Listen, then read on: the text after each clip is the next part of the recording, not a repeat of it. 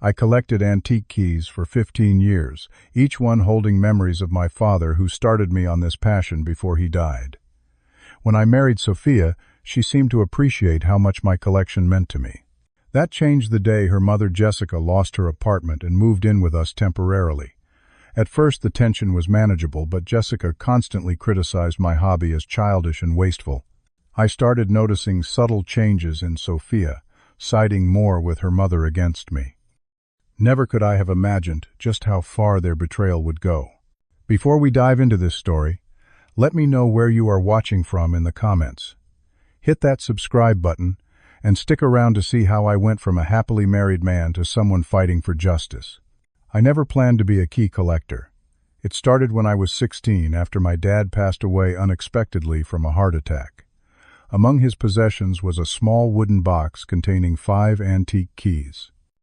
During the funeral, his best friend explained how my father had rescued those keys from a demolished historical hotel in our hometown of Portland. They were his first collectibles. Those 5 keys became my most treasured connection to him.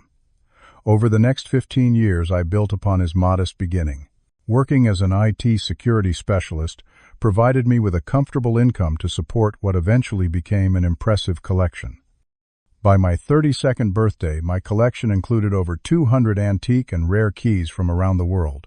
Some dated back to the 18th century. The centerpiece was a handcrafted silver key from Victorian England that had once unlocked the private chambers of a minor noble. I kept meticulous records documenting the provenance, historical significance, and market value of each piece. The entire collection was professionally appraised at just under $50,000, but its sentimental value far exceeded any monetary figure.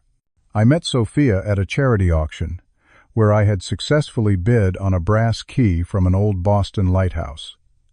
She approached me afterward, genuinely curious about my enthusiasm. Unlike previous relationships where women found my hobby odd or boring, Sophia asked thoughtful questions and seemed genuinely interested. After dating for 2 years, we married in a small ceremony.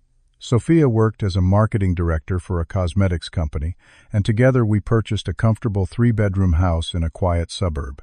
I converted the smallest bedroom into a secure display room for my collection, complete with custom glass cases, specialty lighting, and a sophisticated security system. Sophia even surprised me with a custom display case for my birthday. For the first 3 years of our marriage life was exactly what I had hoped for. Then came the call that would eventually unravel everything. It was a Tuesday evening when Sophia received the tearful phone call from her mother, Jessica. According to Jessica, her landlord had unfairly evicted her with only 3 days' notice after she had been late with rent just twice. She had nowhere to go and limited savings. Sophia immediately invited her to stay with us until she could find a new place. I had always maintained a polite relationship with my mother-in-law, though our interactions were limited to holiday gatherings and occasional dinners. Jessica was in her early 60s, widowed, and had a flair for the dramatic. Initially, I supported the arrangement, believing it would be temporary. Jessica arrived with 7 suitcases and immediately claimed our guest bedroom. Within days, subtle red flags began appearing. She criticized our home decor, rearranged our kitchen without asking, and scheduled cable installation for premium channels without consulting either of us. When I arrived home from work to find her hosting her bridge club in our living room, I expressed my concern to Sophia privately. My wife brushed off my concerns. Her mother was just settling in and trying to maintain her social life, she explained. I needed to be more understanding of her situation. One evening, Jessica wandered into my key room while I was cataloging recent acquisitions. She picked up a brass post office box key from the 1922 without asking permission. I politely explained, "Please ask before handling any pieces. Some are quite fragile, and all of them require proper handling." Jessica scoffed. "These are just old keys. I do not understand why a grown man wastes money on such nonsense when there are useful things to spend on." Before I could respond, Sophia entered and quickly changed the subject. Later that night, I expressed to my wife how uncomfortable I felt with her mother disrespecting my collection and personal space. "She is just from a different generation," Sophia defended. "She does not understand collecting things. Try to be patient with her. 2 weeks turned into a month. Jessica made no apparent effort to find new housing. Instead, she complained constantly about her outdated phone, repeatedly mentioning how all her friends had the latest model with better cameras and features. Each time, she would glance meaningfully at my collection, before adding, "If only I had money to waste on frivolous things." I began noticing small items missing around the house. My spare change disappeared from my dresser. A commemorative coin from my desk vanished. When I mentioned these incidents to Sophia, she suggested I was becoming paranoid and that I had probably misplaced them. The situation reached its breaking point 6 weeks after Jessica moved in. I returned home unexpectedly early after a client meeting was canceled. As I walked toward my office, I heard hushed voices from the key room. I paused outside the door, listening. "He will notice they are missing immediately," Sophia whispered. "Not if we take from different sections," Jessica replied. "Besides, he has so many, what difference will a few make? This gold one alone should cover the cost of my new phone with money to spare." I pushed open the door to find my special display case open with my most valuable keys spread across the table. Jessica clutched my Victorian silver key in one hand and my father's original hotel key in the other. "What are you doing?" I demanded, my voice barely controlled. Jessica straightened unapologetically. "Sophia agreed I could sell a few of these. You have far too many anyway, and I need a new phone." I looked at my wife in disbelief. "Is this true?" Sophia at least had the decency to look uncomfortable. "You never even look at most of these keys, Gerald. Mom really needs a new phone and you could easily replace these later." "Replace them?" I was incredulous. "Some of these are irreplaceable. The provenance, the history, the connection to my father. How could you possibly think this was okay?" "Do not be so dramatic," Jessica interjected. "They are just hunks of metal." I took a deep breath, struggling to remain calm. "Put everything back exactly as you found it." "Now," Sophia stepped between us. "Gerald, be reasonable. Mom just needs a little help right now. If she needs help, we can discuss options that do not involve stealing my property." I responded firmly. "Stealing is a harsh word," Jessica replied with a dismissive wave. "We are family. Family shares." It was in that moment I realized how deeply the boundary violations ran. This was not just about keys. This was about respect, trust, and the fundamental understanding that marriage does not grant ownership over individual property. "This discussion is not over," I told them carefully, collecting my keys and returning them to their displays. "But for now, nothing is to be touched or removed from this room without my explicit permission." That night, Sophia slept in the guest room with her mother. The next morning, I left early for work, taking my father's keys with me for safekeeping. The betrayal cut deeper than I could have imagined. I spent the day at work, distracted, unable to focus on my projects. My colleague noticed my agitation and suggested I take the afternoon off. Instead, I called my friend Thomas, who practiced family law, and explained the situation. He advised me to document everything and check my collection thoroughly for any missing pieces. When I returned home that evening, I went straight to my key room. The moment I opened the door, I knew something was wrong. Several display cases stood empty. Nearly a third of my collection had vanished, including most of my highest value pieces. I found Sophia in the kitchen preparing dinner, as if nothing had happened. Her mother sat at our dining table, scrolling through a brand new smartphone. "Where are my keys?" I asked, my voice tight with controlled anger. Jessica barely glanced up from her new phone. "I told you he would notice right away, Sophia." My wife turned to face me, wiping her hands on a kitchen towel. "Gerald, we need to talk about priorities. Mom needed a phone and you have insurance on your collection. Right. We can file a claim and everything will be fine." "Insurance does not replace historical artifacts or sentimental value," I replied, struggling to believe what I was hearing. "Where are they now?" "Already sold," Jessica replied smugly. "I got nearly $4,000 for the lot." "Not bad for old junk nobody wants. $4,000. Keys worth 10 times that amount gone. But more importantly, my trust was shattered beyond repair." "You stole from me," I stated flatly. "Both of you. Do not be so dramatic," Sophia sighed. "It is just stuff. Family should be more important than things." Family does not steal from each other, I countered. Where did you sell them? I want names, locations, everything. Jessica laughed. Why would I tell you that? What is done is done. Now we can all move forward. I have my phone and you still have plenty of old keys to play with. I turned to Sophia. Did you help her plan this? My wife's hesitation told me everything I needed to know. She eventually nodded. It seemed like the simplest solution. You would never have agreed to give her the money directly, because it is my money, my collection, my choice. I responded. This is theft, plain and simple. If you make this into a big issue, you will ruin our family relationship, Sophia warned. Just let it go. I will make it up to you. That night I slept in the spare bedroom of our basement. The next morning I took the day off work and began calling pawn shops in the area. By mid-afternoon I had located 3 of my pieces at a shop downtown. The owner remembered Jessica clearly and showed me receipts indicating she had been paid just a fraction of their worth. I did not purchase the keys back immediately. Instead, I hired a private investigator named Daniel to track down the rest of the collection and document everything.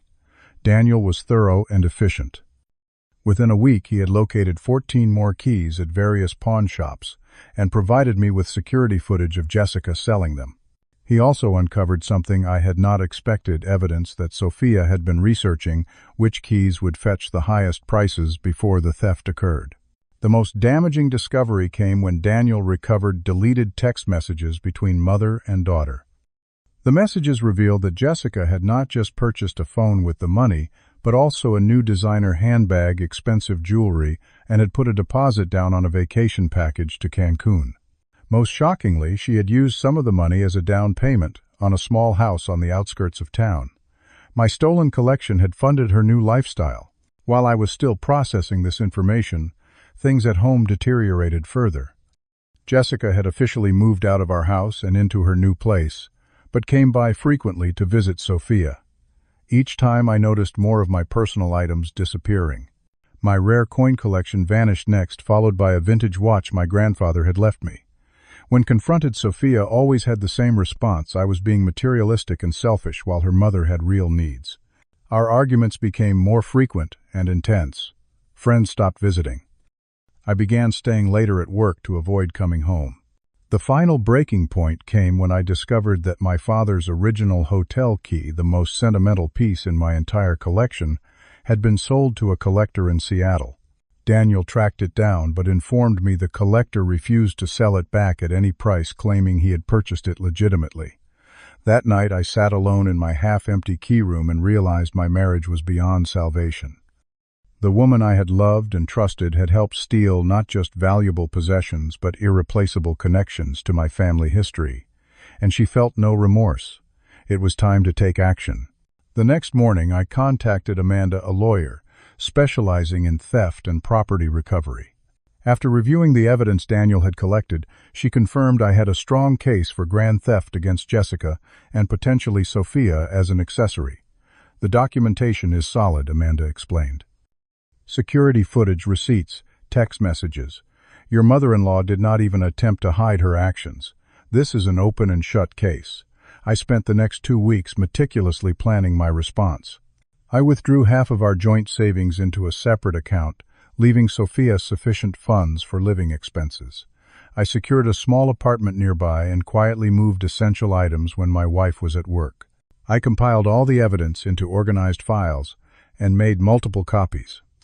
On a Tuesday morning, exactly 3 months after Jessica had moved in with us, I walked into the police station and filed a formal complaint for grand theft. I provided complete documentation of the stolen items, their value, and all the evidence Daniel had gathered. The officer taking my statement seemed impressed by the thoroughness of my preparation. Most victims do not have this level of documentation, she remarked. This makes our job much easier. By that afternoon, 2 officers arrived at Jessica's new house with a warrant for her arrest. She was taken into custody on charges of grand theft exceeding $20,000. According to the report I received later, she had been utterly shocked, screaming that family property could not be considered stolen and demanding to call her daughter. I was sitting in our living room when Sophia burst through the front door. 3 hours later, her face contorted with rage. "How dare you have my mother arrested?" she screamed. "She is 63 years old. They handcuffed her in front of her neighbors. She stole over $20,000 worth of property," I replied calmly. "Actions have consequences." "She is your family," Sophia shouted. "No, she was your mother who became my mother-in-law through marriage. A relationship she clearly did not respect." "You have to drop the charges immediately," Sophia demanded. "That is not going to happen," I replied, standing up. "And there is something else you should know." I reached into my briefcase and removed a thick envelope, placing it on the coffee table between us. "What is this?" she asked, her voice suddenly uncertain. "Divorce papers. My lawyer will contact yours tomorrow to begin proceedings." Sophia stared at the envelope as if it might explode. "You cannot be serious. You would throw away our marriage over some old keys." "No, I am ending our marriage because you betrayed my trust, helped steal my property, and demonstrated clearly that you do not respect me or my boundaries. The keys were simply how you chose to show me who you really are." The divorce proceedings revealed even more betrayal. Financial records showed Sophia had been secretly transferring money from our joint account to her mother for months before the theft. Text messages recovered during discovery revealed detailed plans to gradually sell off my entire collection piece by piece, hoping I would not notice if they did it slowly. The legal battle to recover my stolen property was complicated. Many pieces had been sold to third-party buyers who claimed to have purchased them in good faith.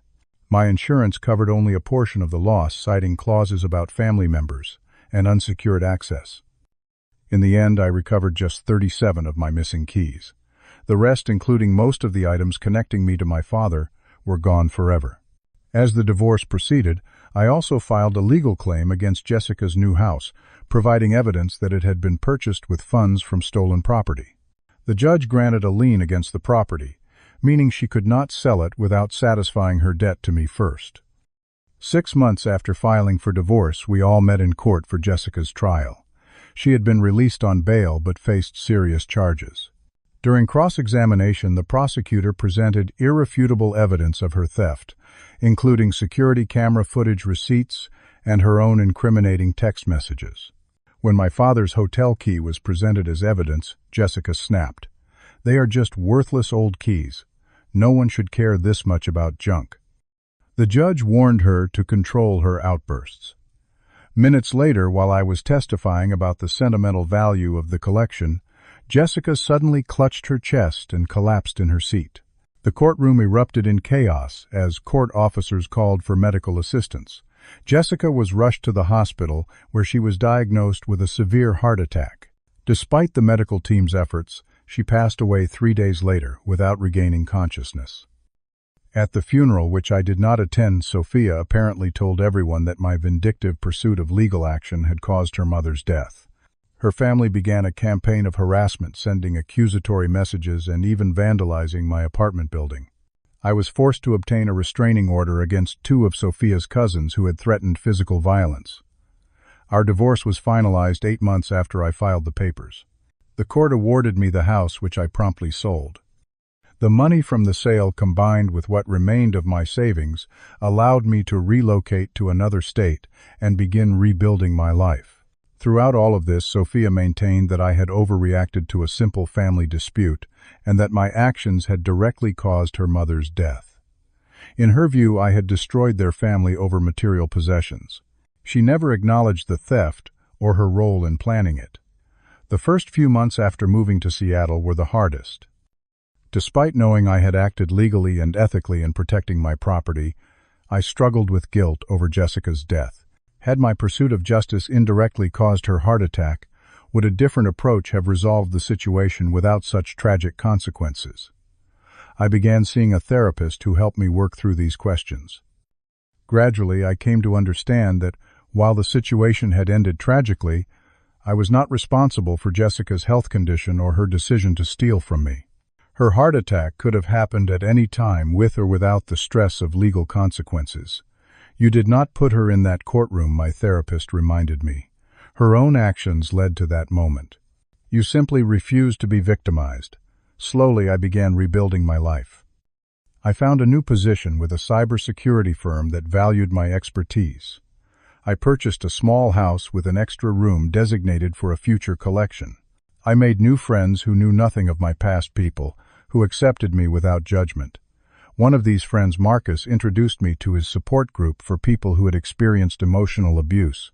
At first, I resisted the suggestion that I had been abused. Abuse was physical violence, I thought, not property theft.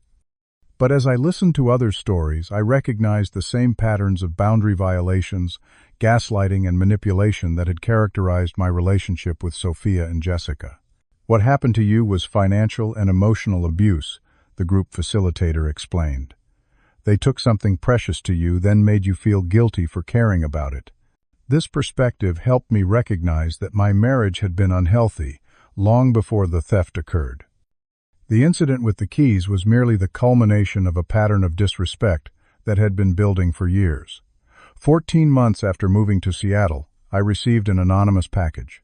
Inside was my father's hotel key, the most sentimental piece from my original collection.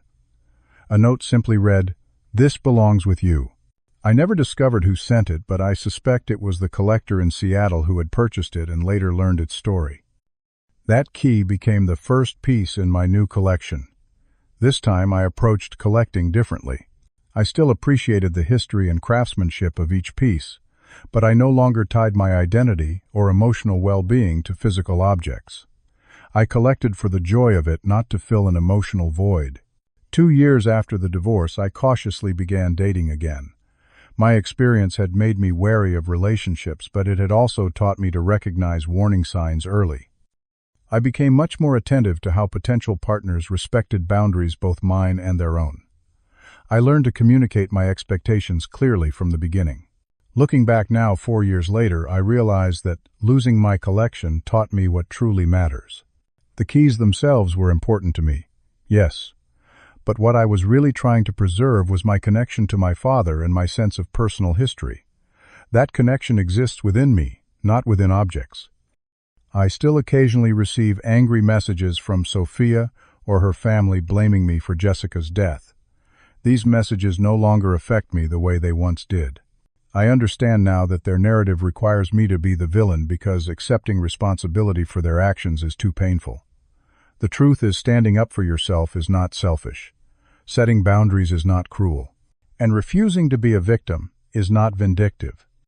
Sometimes the most difficult path is the one that leads to healing. As I sit in my new home looking at my modest but growing collection, I feel a sense of peace I never thought possible in those dark days after the theft. Life continues to surprise me with its capacity for renewal and second chances. What about you?